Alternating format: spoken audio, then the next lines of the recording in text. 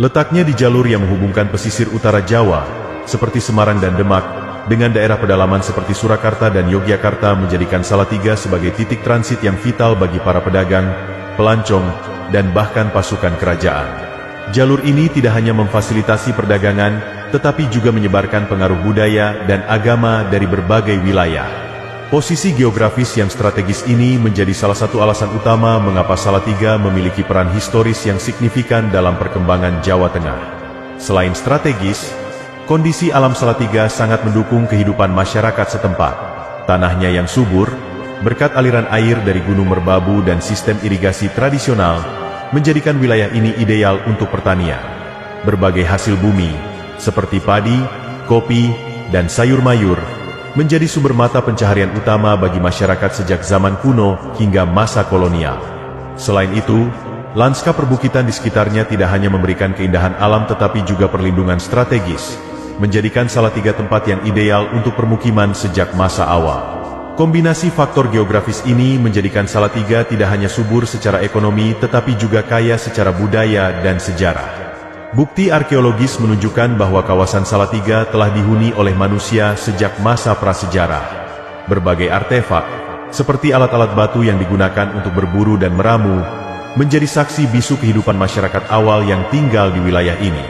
Selain itu, ditemukannya sarkofagus, atau peti kubur batu, mengindikasikan bahwa masyarakat prasejarah di Salatiga sudah memiliki tradisi pemakaman yang kompleks dan kepercayaan terhadap kehidupan setelah kematian. Penemuan-penemuan ini menggambarkan bahwa Salatiga bukan hanya tempat transit, tetapi juga wilayah dengan komunitas yang berkembang cukup maju untuk zamannya.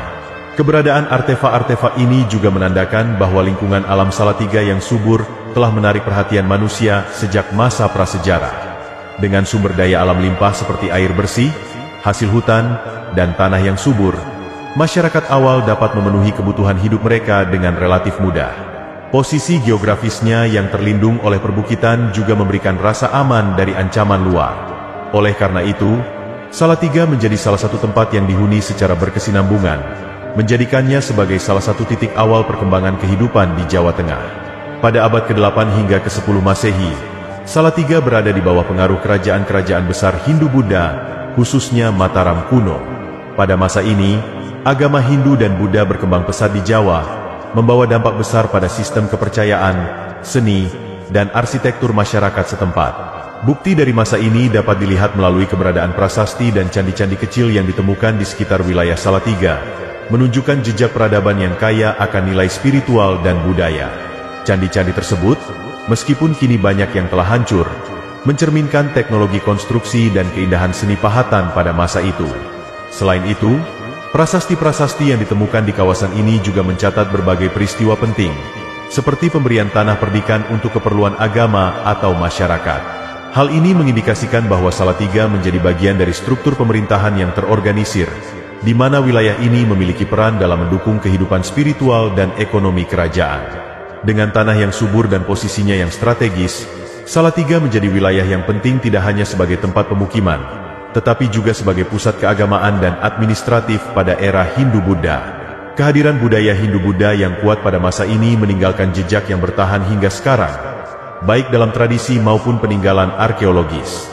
Prasasti Plumpungan merupakan bukti tertulis paling awal yang mencatat nama Salatiga dalam sejarah. Prasasti ini dikeluarkan pada tahun 750 Masehi, pada masa pemerintahan Kerajaan Mataram kuno, dan ditulis menggunakan aksara Jawa kuno dengan bahasa Sanskerta. Isinya mencatat pemberian tanah perdikan, atau tanah bebas pajak, oleh seorang raja kepada masyarakat setempat.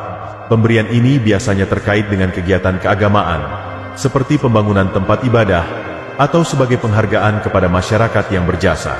Keberadaan prasasti ini menegaskan bahwa Salatiga telah memiliki struktur sosial dan pemerintahan yang terorganisir sejak abad ke-8.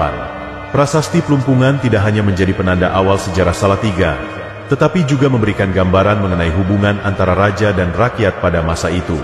Tanah perdikan yang diberikan mencerminkan perhatian penguasa terhadap kesejahteraan masyarakat dan pengembangan spiritual di wilayah tersebut. Lokasi penemuan prasasti ini juga mengindikasikan bahwa Salatiga pada masa itu sudah menjadi kawasan penting secara religius maupun administratif. Hingga kini, prasasti Plumpungan menjadi salah satu artefak bersejarah yang membanggakan, sekaligus menjadi titik awal identitas Salatiga sebagai kota yang kaya akan sejarah. Pada masa kejayaan Kerajaan Majapahit sekitar abad ke-13 hingga ke-15, Salatiga memainkan peran penting sebagai jalur perdagangan di Pulau Jawa. Letaknya yang strategis di tengah rute penghubung antara pesisir utara Jawa, seperti Semarang dan Demak, dengan wilayah pedalaman seperti Surakarta dan Yogyakarta, menjadikan Salatiga sebagai tempat persinggahan yang vital. Para pedagang dari berbagai daerah, termasuk dari wilayah Nusantara dan mancanegara, kerap melewati Salatiga untuk mengangkut barang dagangan seperti rempah-rempah, tekstil, hasil bumi, dan logam. Sebagai tempat persinggahan, Salatiga juga menjadi titik pertemuan budaya. Interaksi antara pedagang lokal dan asing membawa pengaruh terhadap kehidupan masyarakat setempat, baik dalam hal bahasa, seni, maupun tradisi. Meski tidak menjadi pusat pemerintahan Majapahit, keberadaan Salatiga sebagai bagian dari jaringan perdagangan yang dikuasai Majapahit menunjukkan pentingnya kota ini dalam mendukung kemakmuran kerajaan. Pengaruh Majapahit yang kuat pada masa itu menciptakan landasan bagi perkembangan ekonomi dan budaya Salatiga di masa berikutnya. Pada abad ke-15, penyebaran Islam mulai memberikan pengaruh besar di Pulau Jawa, termasuk di wilayah Salatiga. Proses ini sebagian besar dipelopori oleh para pedagang Muslim yang datang dari pesisir utara Jawa, seperti Demak dan Jepara. Mereka tidak hanya berdagang, tetapi juga membawa ajaran agama Islam ke masyarakat setempat. Dalam proses tersebut, para ulama dan wali memainkan peran penting dengan menyebarkan nilai-nilai Islam melalui pendekatan budaya, seperti seni, sastra, dan tradisi lokal. Islam diterima secara bertahap oleh masyarakat Salatiga, yang pada saat itu masih dipengaruhi oleh budaya Hindu-Buddha. Kombinasi antara pengajaran agama dan penyesuaian dengan tradisi lokal membuat Islam berkembang pesat tanpa banyak perlawanan. Selain itu, kedatangan Islam juga membawa perubahan dalam kehidupan sosial dan ekonomi masyarakat. Nilai-nilai Islam mulai diterapkan dalam perdagangan, sistem sosial, dan tata cara kehidupan sehari-hari. Proses ini membentuk identitas baru bagi Salatiga, menjadikannya sebagai bagian dari komunitas Muslim yang berkembang pesat di Jawa Tengah. Pada abad ke-17, kedatangan bangsa Eropa, khususnya Belanda, mulai memberikan dampak signifikan terhadap wilayah Salatiga. Sebagai bagian dari strategi kolonial, Belanda melihat letak Salatiga yang strategis sebagai penghubung antara pesisir utara Jawa dan daerah pedalaman sebagai aset penting untuk mendukung penguasaan mereka atas jalur perdagangan dan logistik. Salatiga, yang berada di jalur pergerakan komoditas penting seperti rempah-rempah dan hasil bumi, menjadi salah satu wilayah yang diawasi ketat oleh kolonial Belanda. Selain itu, Belanda mulai membangun infrastruktur untuk mendukung dominasi ekonomi dan politik mereka di wilayah ini. Jalan-jalan utama dan pos pengawasan didirikan untuk memperlancar transportasi barang serta memantau aktivitas penduduk lokal. Kehadiran Belanda juga membawa perubahan dalam tatanan sosial, ekonomi, dan pemerintahan di Salatiga. Wilayah ini mulai dimanfaatkan sebagai titik persinggahan strategis sekaligus pusat administrasi lokal bagi kepentingan kolonial. Pengaruh Belanda pada masa ini tidak hanya terbatas pada aspek politik, tetapi juga meninggalkan jejak dalam arsitektur dan struktur kota yang masih terlihat hingga saat ini. Tahun 1755 menandai peristiwa penting dalam sejarah Jawa dengan ditandatanganinya Perjanjian Giyanti. Perjanjian ini secara resmi membagi Kerajaan Mataram menjadi dua kekuasaan, yaitu Kasunanan Surakarta dan Kesultanan Yogyakarta. Salatiga, yang terletak di antara kedua pusat kekuasaan tersebut, secara strategis terpengaruh oleh pembagian ini. Letaknya yang berada di wilayah perbatasan menjadikannya penting sebagai area penghubung sekaligus wilayah yang diperebutkan pengaruhnya. Dampak Perjanjian Giyanti terhadap Salatiga juga terlihat dalam administrasi dan interaksi sosial masyarakatnya. Wilayah ini menjadi salah satu tempat yang diawasi ketat untuk mencegah konflik antara kedua kerajaan yang baru terbentuk. Selain itu, pembagian kekuasaan ini turut memengaruhi dinamika politik lokal, termasuk dalam hubungan dengan pemerintah kolonial Belanda yang semakin memperkuat pengaruhnya. Perjanjian Giyanti tidak hanya memecah Mataram, tetapi juga menempatkan Salatiga dalam posisi strategis sebagai bagian dari perebutan pengaruh di Jawa Tengah. Hal ini menjadi awal dari transformasi kota tersebut dalam peta kekuasaan politik dan ekonomi.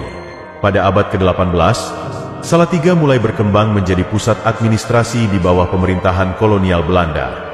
Letaknya yang strategis di jalur utama antara Semarang dan Surakarta menjadikan Salatiga pilihan ideal untuk membangun pos administratif. Belanda memanfaatkan kota ini untuk mengawasi wilayah sekitarnya, memperkuat kendali mereka, dan memfasilitasi pengelolaan ekonomi, khususnya hasil bumi seperti kopi dan tebu yang menjadi komoditas unggulan di daerah tersebut. Untuk mendukung fungsi administratif ini, Belanda membangun infrastruktur yang lebih modern. Jalan-jalan besar dirancang untuk memperlancar mobilitas pasukan dan transportasi barang, sementara gedung-gedung pemerintahan mulai dibangun dengan gaya arsitektur kolonial yang khas. Selain itu, asrama militer dan kantor residen turut didirikan untuk memperkuat kehadiran kolonial di kawasan ini. Pembangunan infrastruktur tersebut tidak hanya memperkuat kontrol politik Belanda, tetapi juga menjadi landasan bagi transformasi Salatiga menjadi kota yang lebih terorganisir. Jejak pembangunan dari masa ini masih dapat dilihat hingga sekarang, menjadi bagian dari warisan sejarah kota Salatiga. Pada masa kolonial, Salatiga dan wilayah sekitarnya dimanfaatkan oleh Belanda untuk pengembangan perkebunan, memanfaatkan tanahnya yang subur dan iklim yang mendukung.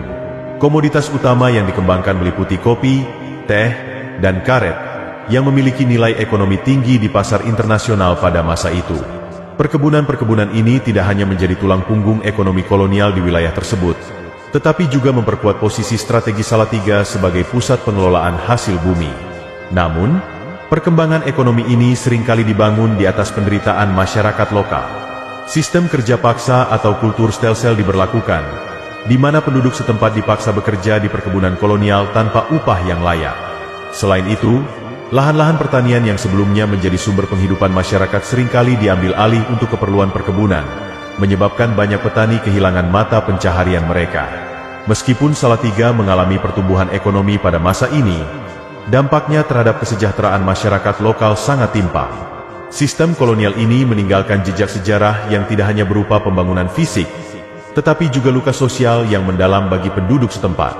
Pada akhir abad ke-19, Salatiga mengalami perkembangan signifikan dalam hal infrastruktur, terutama dengan diperkenalkannya sistem transportasi modern oleh pemerintah kolonial Belanda. Salah satu upaya penting adalah pembangunan jalan-jalan utama yang menghubungkan Salatiga dengan kota-kota besar lainnya seperti Semarang, Surakarta, dan Yogyakarta. Jalan ini tidak hanya mempermudah mobilitas masyarakat lokal, tetapi juga memperlancar pengangkutan hasil bumi dari perkebunan di sekitar Salatiga ke pelabuhan atau pusat distribusi lainnya. Selain jalan raya, rel kereta api juga mulai dibangun untuk mempercepat transportasi barang dan penumpang. Jalur kereta api yang melewati wilayah Salatiga memungkinkan hasil bumi seperti kopi, teh, dan karet dikirim dalam jumlah besar ke pelabuhan di Semarang untuk diekspor ke Eropa. Modernisasi infrastruktur ini menjadikan Salatiga semakin terintegrasi dalam jaringan ekonomi kolonial, sekaligus memperkuat perannya sebagai pusat logistik dan perdagangan.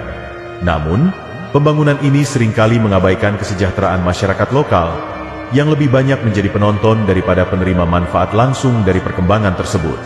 Infrastruktur modern yang dibangun pada masa ini masih memberikan dampak hingga sekarang, menjadi bagian penting dari sejarah perkembangan kota Salatiga. Pada masa kolonial, Salatiga berkembang menjadi salah satu pusat pendidikan yang penting di Jawa Tengah. Pemerintah kolonial Belanda mendirikan sekolah-sekolah yang bertujuan untuk mendidik masyarakat elit lokal dan warga keturunan Eropa.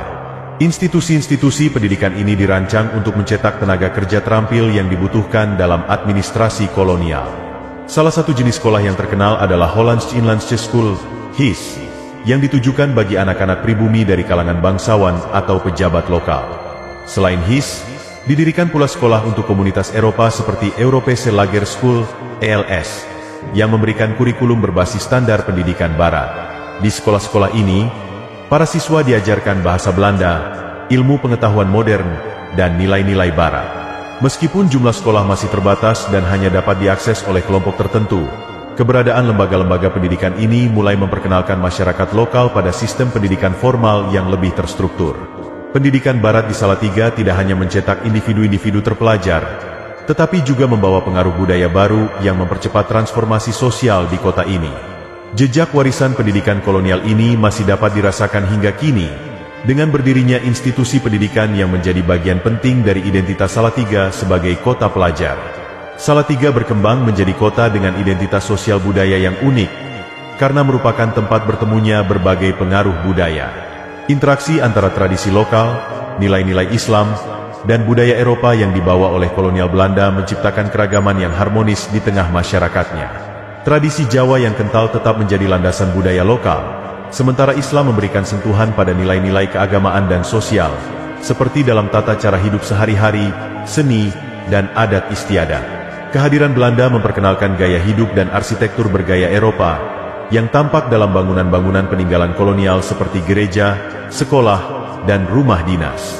Selain itu, kebiasaan masyarakat lokal mulai dipengaruhi oleh modernitas ala Barat, seperti dalam bidang pendidikan, mode, dan hiburan. Campuran budaya ini juga tercermin dalam seni dan kuliner khas Salatiga yang menggabungkan elemen-elemen dari berbagai tradisi. Keanekaragaman ini tidak hanya memperkaya kehidupan sosial budaya masyarakat Salatiga, tetapi juga menjadikannya sebagai simbol harmoni antar budaya yang terus bertahan hingga kini. Pada masa pendudukan Jepang antara tahun 1942 hingga 1945, kehidupan di Salatiga berubah drastis, seiring dengan peralihan kekuasaan dari Belanda ke Jepang. Infrastruktur kota yang sebelumnya dibangun untuk kepentingan administrasi kolonial Belanda segera dialihfungsikan untuk kebutuhan militer Jepang. Jalan-jalan utama dan fasilitas transportasi dimanfaatkan untuk mengangkut logistik dan pasukan, sementara gedung-gedung pemerintahan diubah menjadi markas militer dan pusat administrasi pendudukan. Bagi masyarakat setempat, masa ini merupakan periode yang penuh kesulitan. Kekurangan pangan, inflasi tinggi, dan kebijakan kerja paksa atau romusha membuat kehidupan sehari-hari semakin berat. Banyak penduduk yang dipaksa bekerja keras dalam proyek-proyek militer tanpa mendapatkan upah atau perlakuan yang layak. Selain itu, kebebasan berekspresi dibatasi secara ketat oleh pemerintah Jepang, dan banyak tokoh masyarakat yang diawasi atau ditahan. Meski pendudukan Jepang berlangsung relatif singkat, dampaknya terhadap kehidupan sosial, ekonomi, dan mental masyarakat Salatiga sangat besar, meninggalkan kenangan akan masa-masa penuh penderitaan yang menjadi bagian dari sejarah perjuangan bangsa. Setelah proklamasi kemerdekaan Indonesia pada 17 Agustus 1945, Salatiga menjadi salah satu wilayah yang bergejolak dalam perjuangan mempertahankan kemerdekaan. Meskipun Indonesia telah menyatakan diri sebagai negara merdeka, tentara Belanda yang didukung oleh pasukan sekutu berusaha kembali menguasai wilayah ini melalui agresi militer. Hal ini memicu perlawanan sengit dari masyarakat Salatiga yang bergabung dengan Laskar-Laskar Perjuangan dan Tentara Keamanan Rakyat (TKR) untuk mempertahankan kemerdekaan. Di Salatiga, pertempuran dan sabotase terhadap infrastruktur Belanda kerap terjadi. Para pejuang lokal menggunakan strategi gerilya untuk melawan kekuatan militer Belanda yang lebih besar dan lebih terorganisir. Masyarakat turut membantu dengan menyediakan logistik, menyembunyikan para pejuang, dan memberikan informasi penting. Meski menghadapi tekanan berat, semangat juang masyarakat Salatiga tidak surut. Perjuangan ini menjadi bagian penting dari revolusi nasional yang akhirnya memaksa Belanda mengakui kedaulatan Indonesia pada tahun 1949. Salatiga, dengan kontribusinya dalam mempertahankan kemerdekaan, menjadi saksi keberanian dan semangat patriotisme rakyat Indonesia. Selama Revolusi Nasional Indonesia, 1945 hingga 1949, Salatiga menjadi salah satu wilayah strategis yang menjadi basis pergerakan para pejuang kemerdekaan. Letaknya yang berada di tengah jalur penghubung antara Semarang dan Surakarta menjadikannya tempat yang penting untuk mengatur strategi dan logistik dalam melawan upaya Belanda merebut kembali kekuasaan. Wilayah ini sering dijadikan tempat persinggahan pasukan gerilya, markas rahasia, dan lokasi pertemuan para tokoh pergerakan. Banyak peristiwa penting terjadi di Salatiga selama masa revolusi. Aksi sabotase terhadap pasukan dan aset Belanda kerap dilakukan oleh para pejuang lokal. Selain itu, masyarakat setempat memberikan dukungan penuh kepada perjuangan dengan menyediakan makanan, tempat berlindung, serta informasi tentang pergerakan musuh.